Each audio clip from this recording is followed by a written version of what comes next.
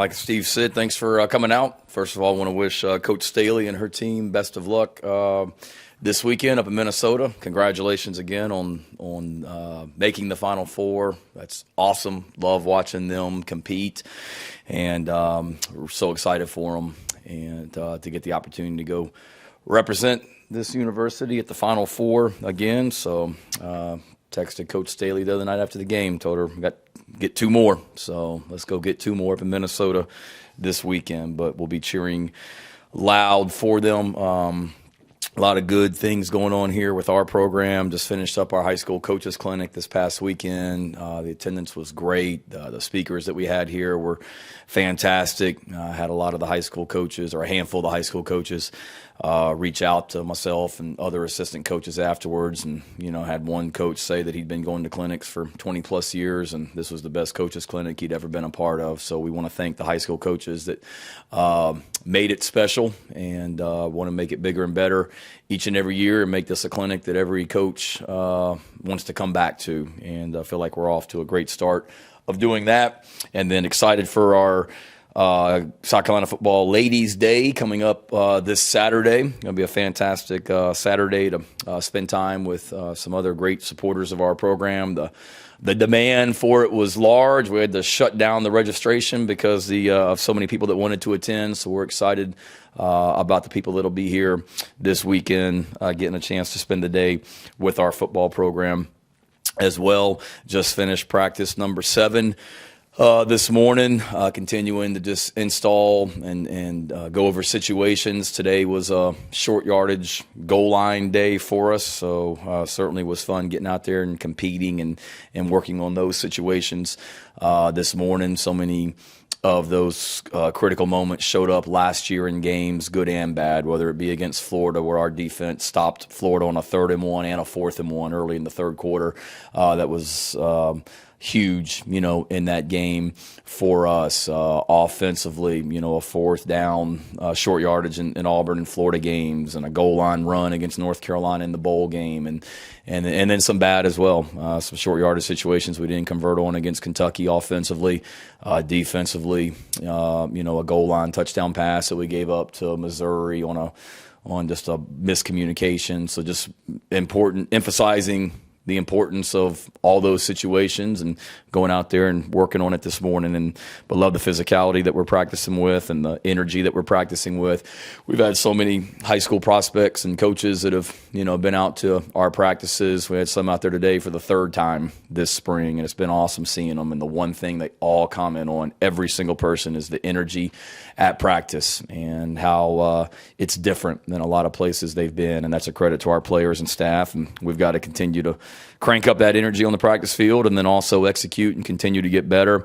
Injury-wise, really nothing new to report. We're still banged up, a lot of positions, nothing major at this point, knock on wood, but just some hamstring strains and some groin strains and things like that are keeping some guys out right now, but nobody super long-term that we don't think will be back, before the end of spring practice that we haven't talked about before. So just trying to keep everybody healthy. We've been practicing really physical and had a physical practice this morning, and then we'll be back out on the field Thursday, and then going to scrimmage a little bit on Saturday for the first time. But pleased with where we are right now and the progress that we're making. With that, I'll be glad to take any questions. Short-handed today, Steve. Basketball fever, I guess. I appreciate you, Ben. I know I can always count on Ben. He's not. There's no excuses. Yeah, Shane, thanks for doing this. Yeah. I guess just as far as now that you're 7 practices in, I mean, getting a second spring and getting in a groove, at least on your end, I guess just what's maybe been different about it, and what's maybe been a little bit different about that feel? You mentioned the energy and things like that. Is that something that's just maybe happening a little more naturally? Is it something that? Yeah, I think the biggest thing is the players know what to expect, and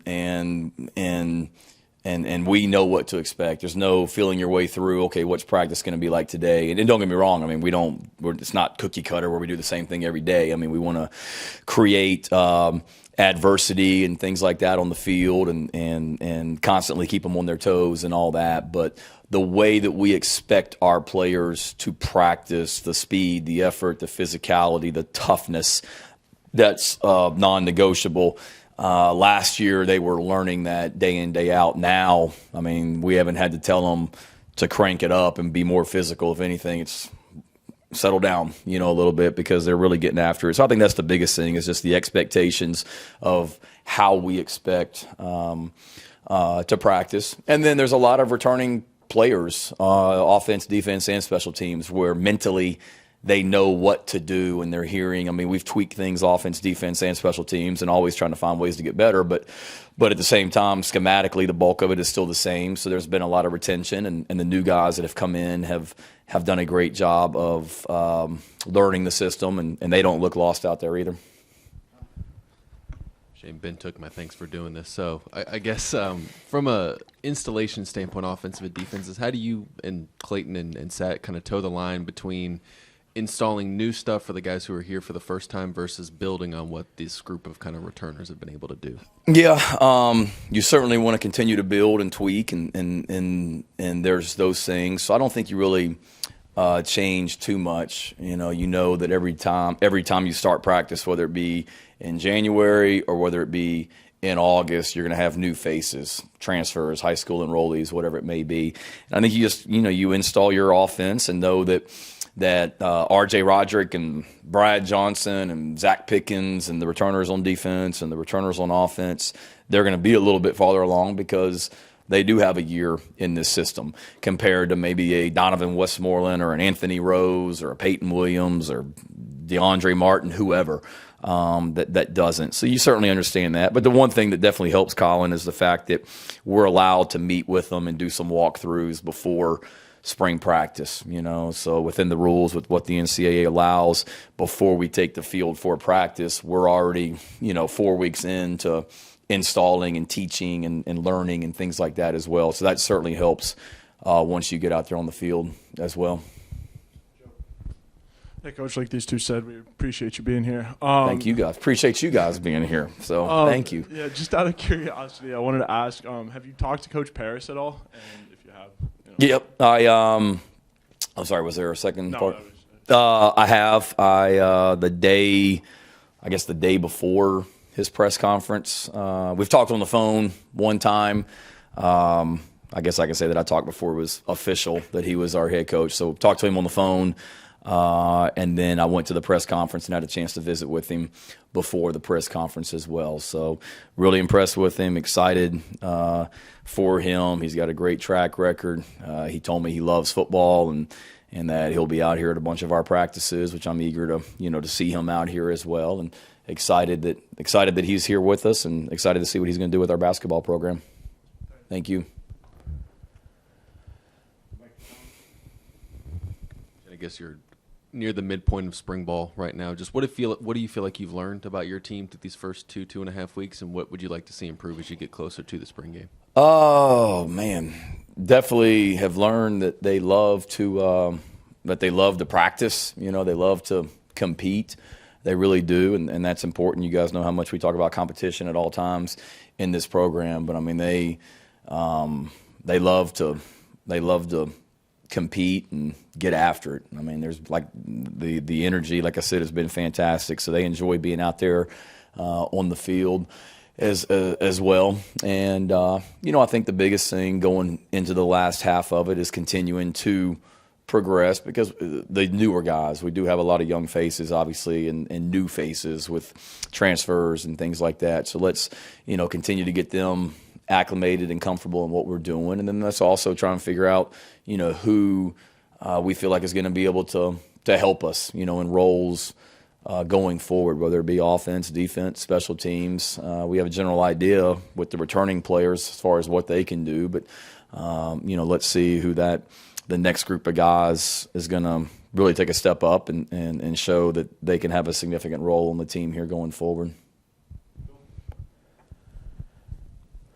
In the spirit of the day, thank you so much for taking time out with us. Thank you, Phil.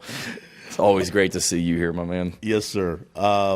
What's happening at quarterback behind Rattler, assuming he's continuing to run with the ones? What's the competition like there? Do you see any separation with those other guys? Yeah, they're all Luke Doty's doing more and more out there.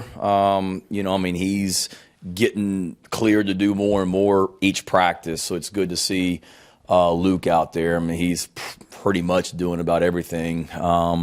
And then Braden Davis obviously is new and making progress, and Colton has made a lot of progress since last season, and Jake Elfridge and Hayden Lee and our other quarterbacks that are out there. But between Braden and Luke and Colton, along with Spencer, I mean, they're all getting a ton of work, and we get a lot of reps in at practice, a lot of plays. So there's plenty of opportunities for those guys, and I'm eager to see those guys in a scrimmage situation on Saturday where the coaches aren't out on the field and they're having to communicate and operate the offense as well. But I will say this, I mean, Luke has improved. Even though he's been injured, he's improved since the last time we saw him, and I feel like Colton really used that redshirt year to get better. And I'll Colton, for example, you guys know on Sunday nights during the season before we do that teleconference, the last thing we do on the practice field is we keep our young guys out there and take 15, 20 minutes and just work the young guys and let them get extra work and reps and coaching. I mean, that was 20 minutes that was extremely important to Colton last year. I mean, he's out there screaming and yelling at the receivers to get out there and get lined up and get ready to go, because every minute that goes by is a wasted opportunity in his mind. So, I mean, he worked in those 20 minutes last year with a purpose, and it shows, the way that he's gotten better and improved. So they're making progress, and as is Spencer, and continuing to try and get better. Any younger guys or guys who didn't play a lot last year for whatever reason who you guys have been particularly impressed with these first 7 practices? Younger guys, put me on the spot there. Hale. I wouldn't say he's a younger guy, but Tyreek Johnson has flashed. I mean, he's getting a lot of opportunities with JJ and Aaron Sterling being gone. I mean, Tyreek's a guy that I feel like has taken another step, from that standpoint. Bam Scott has been a little banged up here and there, but he's a young guy that didn't play much last year that I think he's doing a good job. We've got some young linebackers that walked on last year, Andrew Colacerdo and KJ Scott and Ronnie Porter. I mean, those are 3 guys that they flash, and you see them during special teams periods and things like that. Been pleased with some of the things that Rashad Amos has done out there on the field at the running back position. I think he's not necessarily young, but I think Hank Manos is showing showing consistent physicality, and has done a nice job on the offensive line. So those are a few that jump out, but I think every day there's guys that have made statements and have made progress, and these young freshmen continue to get better, and that were mid-year arrivals. The transfers, Devontae Reed, had probably the play of the day in the practice last Saturday on a 4th and 1, stop that he made. So there's a lot of new faces that continue to make plays, and that gets you excited. Shane, thanks so much for doing this. 2 questions for you. With Jaheim missing some time so far this spring, and obviously Austin's not on campus yet, how crucial is this spring for Trayvon Kenyon and his growth and development, and to any plans to possibly get up to Minneapolis to catch the ladies play? As far as the tight end goes, it's kind of a mash unit right now because Austin's not here. Jaheim's isn't practicing right now. Kenyon practiced today, but he's got a little bit of an ankle that's been bothering him, so he's not really full speed. So it's been tough to get reps. I mean, we've Wyatt Campbell's an offensive tackle that Wyatt's playing a little bit of tight end for us right now just to be able to get through practice. Jesse Sanders is out there. Chad Terrell's a wide receiver that's a bigger body that we've put in there just to do some tight end H-back type stuff, just trying to get reps. So it's very critical for Kenyon, and we need him to get 100% healthy so he can take advantage of the opportunity that he could be getting right now with those other 2 guys not being here, along with all those along with all those tight ends. And yes, I want to try to. Poor planning by the head football coach because we have practice Saturday morning and our ladies' day, so looking forward to that. But that'll keep me from getting up there on Friday night unless somebody's got a plane that can get me up there, fly back Friday night. If they do, then let me know. I'll run up and come back. But if assuming we win on Saturday, I'm going to do my very best to try and get up there on Sunday for that one. I need to go with Jalen. Jalen's, I don't want to get too much into his business, but dates a young lady on the basketball team, so I know he's headed up there, so I need to try and catch a ride with him. Shade, obviously, I know Luke's obviously trying to get back healthy and compete and to play and all of that right now. But for a guy like Luke who, came in and maybe never necessarily got that year to develop and redshirt and all that comes kind of with that and developing as a quarterback at this level, I guess just how valuable is it for him to have a guy like Spencer maybe next to him, pushing him and maybe to learn from as well when maybe he wasn't afforded that opportunity maybe in past years as well? Yeah, no, it's huge. They've been great for each other. I think Luke's been great for Spencer, and Spencer's been great for Luke and that whole quarterback room. But you're right, Ben. I mean, Luke came in, and I know I've talked about it before. Obviously, I wasn't here in 2020, but he's doing a lot of different things in that 2020 season and then becomes the quarterback in a tough situation. And then automatically he goes into 2021 and he's essentially the guy and starts the season as the guy, then gets hurt, then gets thrown into action over in Athens week 3 or 2 or 3, whatever that was. So he's still young and doesn't have a lot of experience. So certainly to be able to, talk to and learn from Spencer, a guy who does have a ton of experience and has played in a lot of football games and has won a conference championship, is really beneficial for Luke. And then, Luke's knowledge of this offense and the way that things have been done here has certainly been beneficial for Spencer as well. It's great that, Spencer's not walking into a situation where he's surrounded by a bunch of guys that haven't played here at the quarterback position. He does have that in Luke, and then obviously Zeb's in the quarterback room working as a graduate assistant as well. What is the plan with Stog, just in terms of being able to get him down here? Say it again. What's the plan with Stog now?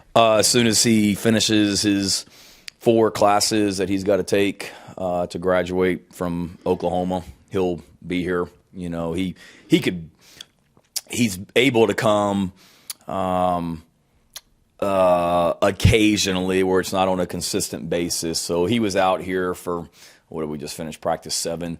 I guess he's been out there a couple times like any high school recruit, because that's essentially what he is, has been able to get out here. So he's been able to watch us practice 1 or 2 times. He's back home right now, finishing up the online classes, and then as soon as all that's done, he'll be here for good, whether that be May, June, whatnot. And how much can you do with him right now in terms of getting him acquainted? Can you sit down through a Zoom session with him and break through some of the playbook? Can Jody do any of that? What's kind of the process in terms of trying to get him? Yeah, we want to keep him as acclimated and up to speed as we can. So he's like any other high school prospect that has graduated, or excuse me, has signed. Technically they're still a recruit, but you can do on a limited basis X's and O's, Zoom type thing, but it's not a required, consistent, everyday type thing either. It's all within the rules, and our compliance office and Jeff Whitehead, I'm sure you're watching Jeff, does a great job of keeping us up to date on what we can and can't be doing and making sure we're smart with everything on that standpoint. We're not requiring him to get on a Zoom call 6 hours a day from Dallas, Texas to talk about the offense and watch practice and things like that. Sort of staying on that topic. I mean, within the last couple of years, that dynamic has sort of changed with Zoom being more of a thing. Have you guys noticed that, or tried to, kind of stay with the times and take advantage of that being more prevalent and part of, culture? Yeah, for sure. Particularly with recruiting as well. I mean, that was recruiting for essentially over a year. Last year at this time, when you couldn't have prospects on campus, so you had to do everything on Zoom. And there's no substitute for getting them on campus, but we're also still able to do Zooms with prospects as well. Maybe it's somebody that hasn't been able to get here, that's from farther away. You know, you can get on there and do a Zoom and get to know each other a little bit better, and then get them down here and visit and things like that. So certainly there were a lot of benefits that came from the technology, you know, during that time. Technology benefits, no benefits from COVID, I'm not saying that, but during that you certainly gained some knowledge of technology and how to take advantage of things, and we certainly want to continue to try and stay on the cutting edge and do what we can from that standpoint for sure. Shane, as far as the scrimmage, what are you guys kind of looking for? Or what's kind of the setup for it as far as what you guys are going to do on this weekend? Yeah, we'll sit down. I mean, I've already got it planned out and scripted out. I did that before spring practice, but that was before, you know, we had a injury report that looks like a rainbow right here as well with all the different colors. So as we get closer to Saturday and we kind of see where everybody is and what certain guys will be able to do, you know, we'll plan that. But like all the scrimmages that we've always done, I mean, we'll, you know, play it like a game and have a lot of just drive the ball, open field, but then also make sure we have enough structured situations where we get some third down work, we get some red zone work, we get some 2-minute offense work, we get some short yardage goal line just in case it doesn't come up, you know, during the course of play.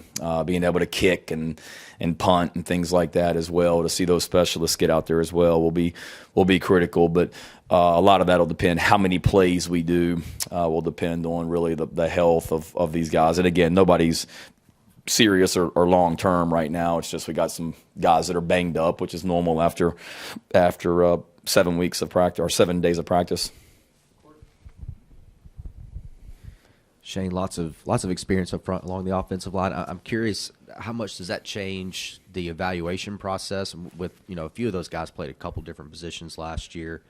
How much does that just change kind of the evaluation process of trying to find that combination of your 5 best? Yeah, you know, you certainly know what Eric Douglas can do at center and what Javon Gwynn can do at guard. So you're certainly trying to find, develop depth there, you know, along the offensive line. And then the more you can do, the better, you know. So the guy that has the ability to play right guard and left guard, the guy that has the ability to play center and guard, you know, the guy that has the ability to play both tackle spots or go from a tackle position to a guard position.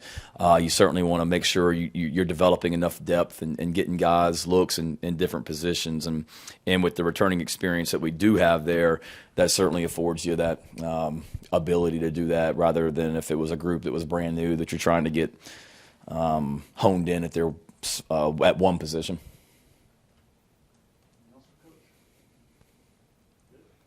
No? Oh, good. All right. Thank you, guys. Appreciate it.